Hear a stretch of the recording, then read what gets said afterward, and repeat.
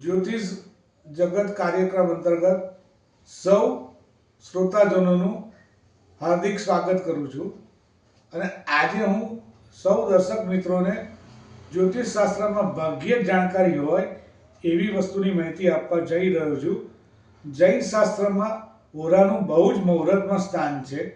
આપણા હિન્દુ શાસ્ત્રમાં પણ હવે એની ગણતરી થતી હોય છે। સારા ચોઘડિયા જેવી રીતે આપણે ધ્યાનમાં લઈએ છીએ એવી રીતે સારા હોરા પણ ધ્યાનમાં લેવા અત્યંત જરૂરી છે। સૂર્યોદયથી સૂર્યાસ્ત રાત સુધીમાં દિવસના 12 હોરા હોય અને રાત્રિના 12 24 કલાકમાં 24 હોરા હોય। સૂર્યોદયથી હોરાની શરૂઆત થાય, પ્રતિ કલાકે હોરા બદલાતા રહે।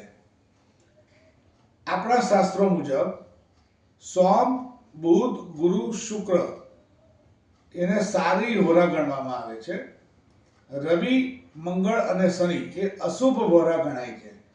એટલે જ્યારે સારી વસ્તુનું કંઈ પણ શરૂઆત કરતા હોઈએ તો ચોઘડિયાની સાથે સાથે હોરાને પણ ધ્યાનમાં લેવા બહુ અત્યંત જરૂરી છે। રાજેશ શાહના, જય શ્રી કૃષ્ણ।